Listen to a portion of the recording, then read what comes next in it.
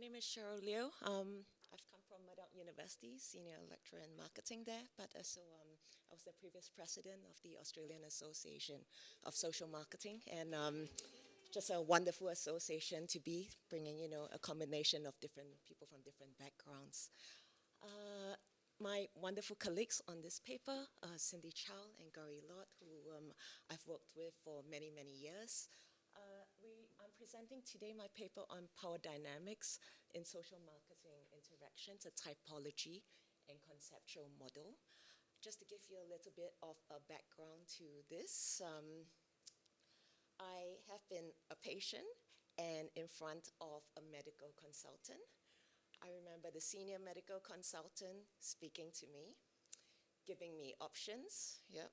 So as a patient, I've always been, I'll listen to you, whatever you say, I'll do whatever, option you choose for me. Yep. So power dynamics, listen, quiet. Yep. The consultant brings me to another room, gives me his laptop, shows me journal articles. These are all the medical journals, have a look at them and have a bit of a think as to why we have chose this treatment for you. And whatever I've chosen for you, you are free to pick whatever options. So I was, given a lot of power to actually choose my own options, seen as equals, to read journal articles that are highlighted. Yeah.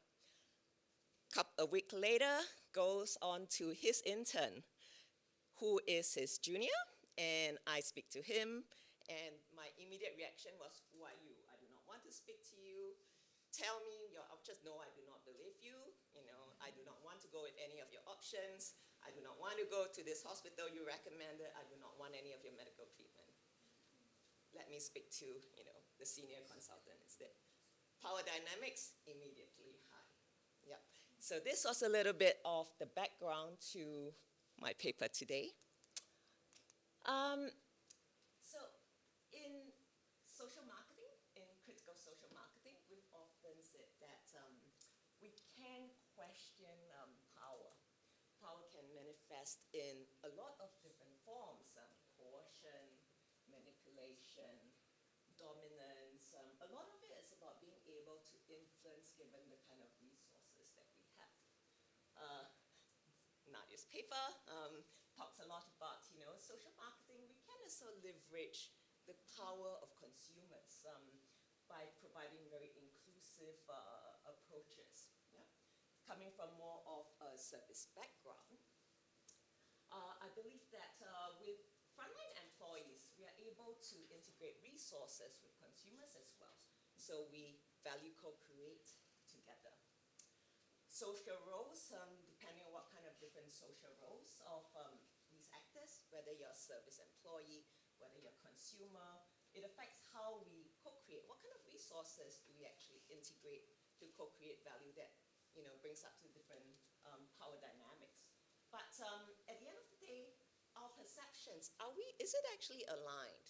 Do we look at it as more of a balanced approach, or are we one up from each other?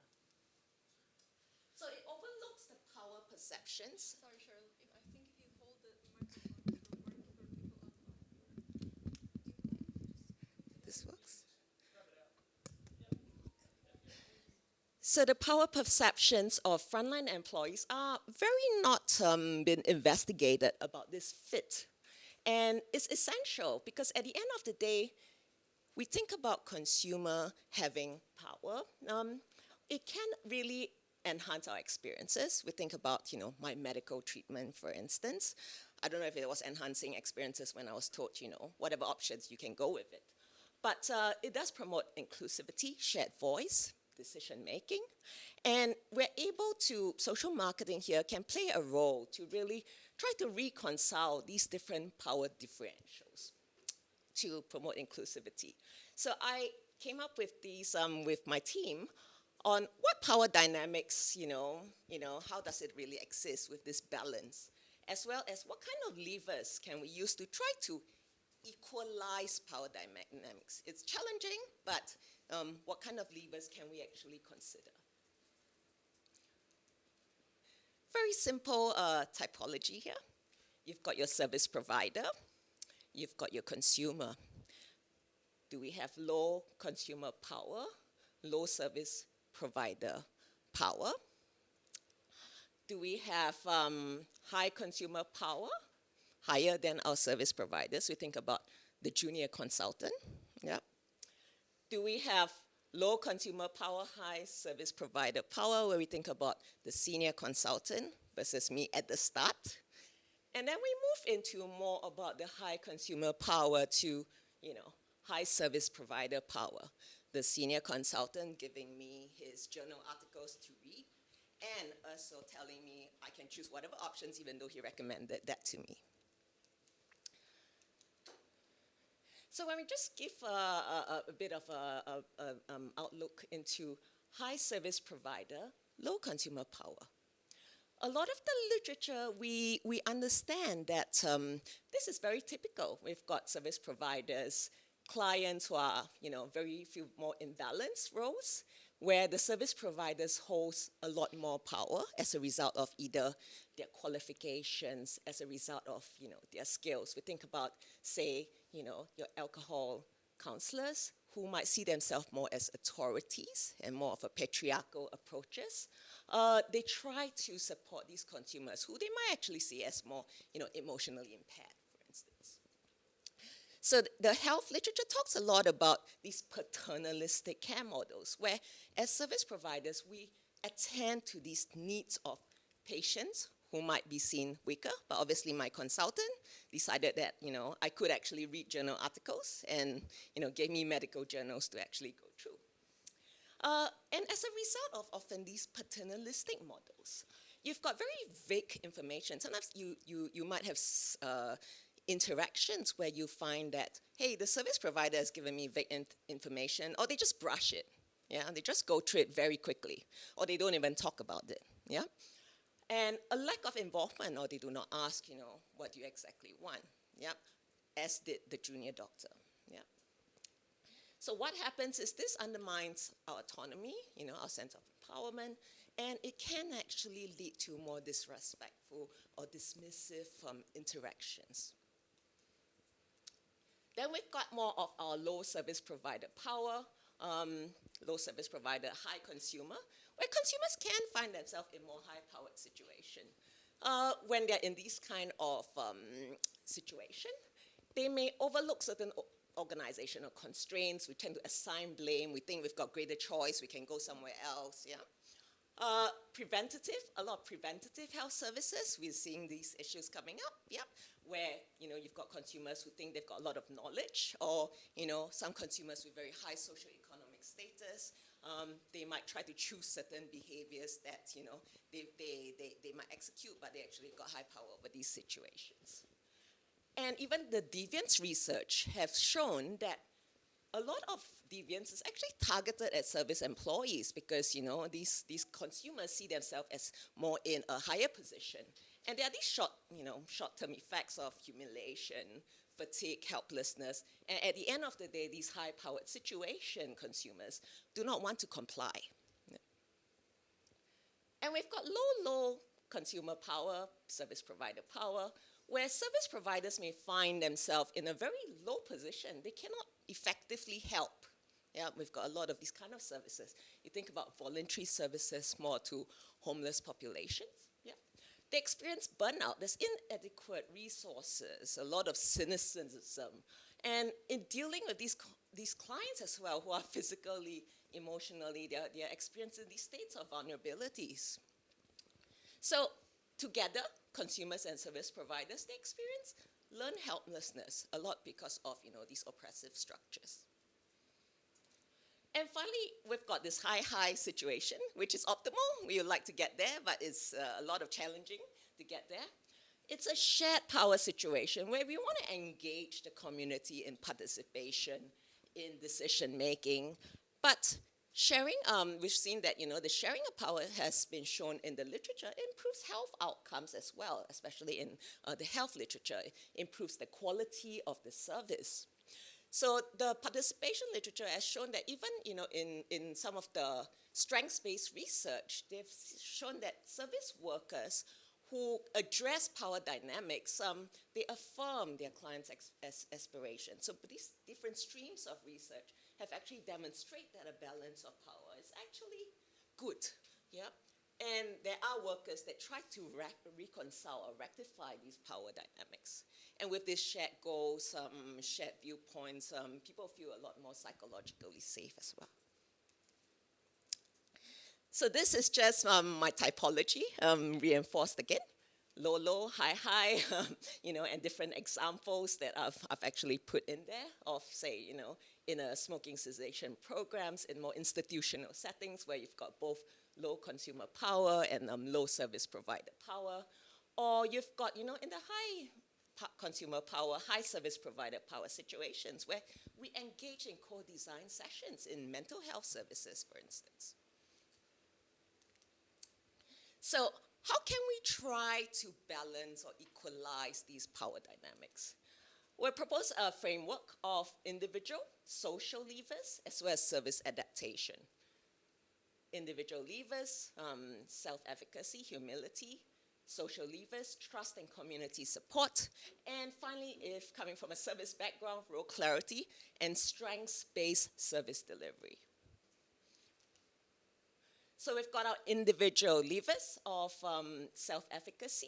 So it's really about our ability. Do we think that we can actually execute these courses of action? Can we set our own goals? Can we decide what kind of effort we want to actually invest in? And when we are, as consumers, we expend effort when we're actually confident in our competencies. So it's a lever because, this sense of agency, we have power. And we can bring ourselves to the level of our service providers or vice versa. An example, self-efficacy, you've got your healthy, eating campaigns. As a consumer, you gain confidence, you achieve your personal goals, that's a lever, yeah? As a service provider, if I think that I've got efficacy of goal setting, I'm a facilitator, more than authoritative person, then that's a lever as well. Humility, emerging in the literature, personal humility. Do we reflect and appreciate others' strengths and contributions? The workplace literature has looked pretty much into this sense of psychological safety. Humility, it's also about the strengths-based approach because we can appreciate the strengths and contributions of others. And when we understand each other as equals, we promote learning, we promote listening, we promote dialogue. Mental health programs, if you've got humility, you are safe, you feel actually safe by listening to your peers. Yeah? Humility, if we are willing as service providers to step back, to listen, and to affirm, that's a lever because it brings us together with the consumer. Community support. Communities make decisions, social structures, collective action together. We are recognized, community partners often are the experts. They've got knowledge, they've got resources, or they've got language. You can leverage on the organizations, you can leverage on the leaders, you can mobilize resources. So these community champions, individuals, can advocate for change. Yeah? They can serve as very powerful partners to level the playing field. We can ensure that more, marginal voices are being heard. So if we've got community support, say, migrant health literacy, designed with, say, cultural leaders, with the churches, as a client or perspective, you've got a boost. If you access these community support, you're empowered through collective voice. And for the service provider perspective, we can relinquish control to support more community-led solutions. So we're bringing to a level of the consumer as well. Trust. Do we believe that, the trustee will actually act in our interest? So we think that, they've got competency. We believe that they behave with ethical, moral stance. Your power dynamics can actually amplify trust, or it can actually amplify distrust. So people tend to trust high-powered individuals than low-powered individuals when these individuals first trust them. So high-powered, low-powered, but when the high-powered actually trust them, they reciprocate. So there's a, net power actually influences trust when your providers actually demonstrates these kind of attributes of competence, of respect. It reduces the power gap and equalizes the relationship.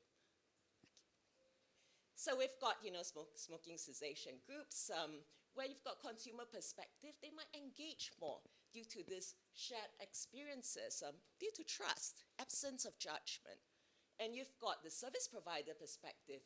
Do I trust you that you're ready? I remember, at a hospital, the consultant says, you're ready, go, you're fine now, yeah? So trust, readiness, I respect you, you go out to war, I trust you'll be okay. And finally, the two, I might go through this quickly, is role clarity. Do we know what we have to do? Do we understand our roles? Role clarity. Roles are dynamic resources we can strategically adopt. We can change our roles dynamically. So can we define roles and responsibilities to ensure service providers and consumers understand their contributions? One of the example, we've got Headspace Youth onboarding, where we're really saying, all right, we explain what the shared roles are, we explain what collaborative service is. Does the consumer understand what their roles play in voicing? Does the service provider maintain boundaries and encourage co-ownership? And finally, strengths-based service delivery. There's work on strengths, services that builds on strengths-based, where we recognize the strengths of individuals and their capacity to solve problems. Can we reframe service encounters through the lived experiences and context? And strengths-based co-creation approaches have been found to reduce inequalities with the view that consumers are very much, they've got agency. So they can shift service providers' roles from more bureaucratic or expert roles to more relational partners. Indigenous maternity health programs, when we co-create with, in view of cultural traditions, as a consumer, more culturally safe and respected. As a service provider, we move, to a strengths approach where we include our strengths of empathy and cultural support. So our contributions to theory, we've got the typology that we presented, our 2x2 matrix. We've got our levers that can align power dynamics to a more equalized position. And contributions to practice, we need to acknowledge the perceptions of power imbalance of not one, but two parties that's actually involved in there. By identifying these levers to support social marketing services in equalizing power dynamics, what we're saying here is that individuals, you empower, listen, and reflect. For social levers, build trust and activate relational dynamics through collaboration. And for services, where we can have service adaptation, can we adapt our service to support equality and shared purpose? And identifying these levers can actually improve the design of individual, social, and services that are really focused more on empowerment, continuous dialogue, and effective change. So thank you very much. That's my presentation for today. I welcome any questions. Yeah, Nadia. Thank you, Cheryl. That was excellent. It was amazing. So, just correct me if I'm wrong. So, the research that you're doing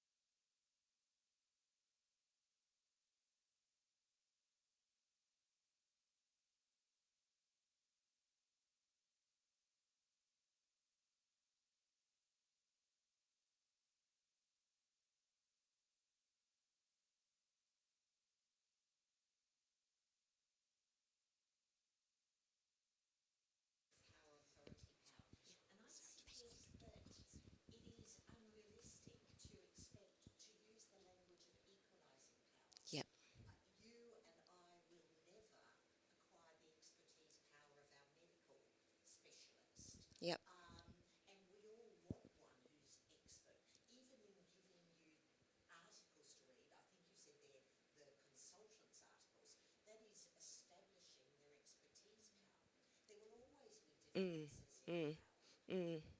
So I think you need to develop your model to reflect on different sources of power. Yep.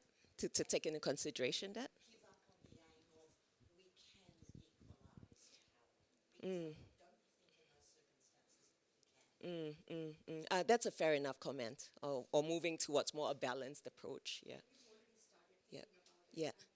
And if people from marketing are here, they would know we will never get through marketing papers with discussions in there, and especially wanting to equalize power and all that. But yeah, you're right. We've had this, thought process where this cannot be achieved in equalization. So it could be rebalancing or managing or something around that. But yeah. Can I add to that? There's also this belief that the consumer increasingly believes that they can equalise that power and that they can gain expertise from reading things Mm, and can question. I mean, I see it continually where you have people who have specific focused expertise that is challenged completely and utterly by the community from some sources of information which are incomplete. But the authority of the expertise no longer exists yeah. because there's an ability to obtain some knowledge around That's it. So it's sort of, there is an expectation for some people that they can address that imbalance. And I see that occurring frequently. there's definitely an increase in that. I do Yes, think there so. Yeah. is, but I don't think we're trying to actually present something where we're saying that it's going to be an amazing utopian world where power, that's not the whole idea.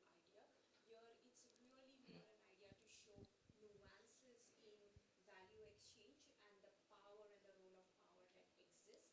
And that's what we're trying to achieve here. The example that Cheryl was talking about the health setting, but if you think it from a normal, service complaint perspective, like my power is not working and the only energy provider is X company in this state and I can't go. I am as it is not in power because I can't even get out of that service. Whatever second. So this could be applied in other more less complex service systems, if you may. But yeah, we agree with that. There needs to be. We're just beginning at the process of the theorization.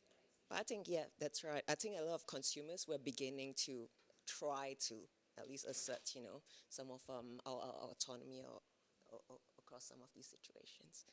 So, okay. I appreciate your typology, and I think it's very useful. But I think sometimes the difficulty is if you're a concerned service provider is to understand where the person is coming from without activating your prejudices. That's right. Because you're young or because you're older, because you're poor, you must be low in power. Even in cases of medical, with the internet today, if I have a rare disease, I could know more about it than the medical service provider. And I was working in a homeless shelter in Chicago, and there was a drug addict who was homeless, and having breakfast with him, he was quoting from Milton's On My Blindness, that the assumption that you must be poor and No. is sometimes false. So you need sensitivity in terms of not just assuming based on stereotypes that someone fits in a particular dynamic. Yeah, it's about questioning our own assumptions as well, isn't it? Yeah. Being a bit more reflective. Yeah. Thanks. Yeah, I was Okay. going to say, I think that that's also where you can build on that piece that you're talking about how those roles can change and the power levels can change, because somebody that is first diagnosed with a condition probably has very, very low understanding, and as they have lived experience, they will change and they will gain a greater level of power than other people Mm, with mm, levels mm. of authority. So it would be really interesting to see as those levers come into place and also as a temporal aspect Yep. changes, Yep.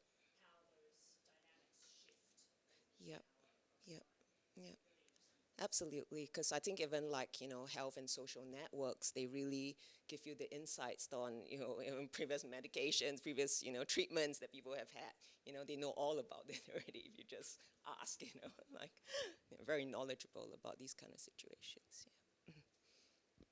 Talking to mothers of children, like young children, Yeah. like me,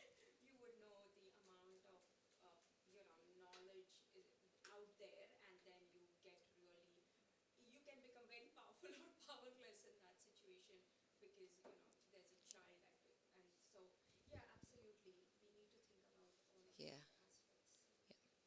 No, that's yeah. Thank you so much, everyone.